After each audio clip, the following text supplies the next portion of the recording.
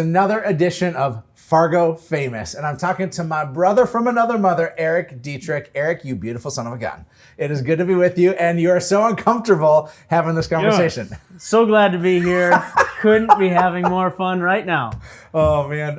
I've known you since you were a wee pup, a 5th or 6th grader, and you've grown up in Fargo. But what do you do now professionally? I help manage a construction company called Industrial Builders. We're a family business out of West Fargo. We build bridges, dams, and heavy infrastructure projects all over the region. What a weird business to all of a sudden find yourself in. It's a family business, right? You're 4th generation, third generation? Third generation, yeah. How awkward is that, bro? It can be awkward. Being a younger person in a construction company comes with its challenges, as you can imagine. But most of it comes down to competence, right? In making sure that you're approaching every situation, asking the right questions, and being genuine in your curiosity as to how things usually go, and maybe pointing out where things could innovate or get a little better is where my job is. And a lot of the times, my job's hiring the next generation of builders, finding that next generation of people that want to build with their hands, that want to go out and build America. And it's a fun experience. It's fantastic. Growing up, who did you look up to? Who was like your idol or your hero growing up? You were. No, shoot, I don't want that as the answer.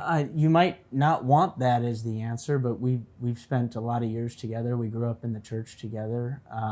I looked up to you and still do to this day. And the way in which you came from a very different place than I did, and I have so much respect for your ability to bootstrap and become the man that you are today, and watch you grow all these different businesses. It's an inspiration, right? And not only is it an awesome example of the American dream, but it's also it speaks to your tenacity and your ability to go out there and get it done. So you're a huge inspiration, and thanks for that leadership. When you were a kid, what did you want to be when you grew up? I wanted to be an architect. Really? Yeah, wanted to be an architect for well, you kind of do that now, don't you? Yeah, and it's still fun to build, right? And I think what I enjoy about that whole process is seeing something come from design to construction, right? That the whole process of visualizing to actually fruition, seeing it done. And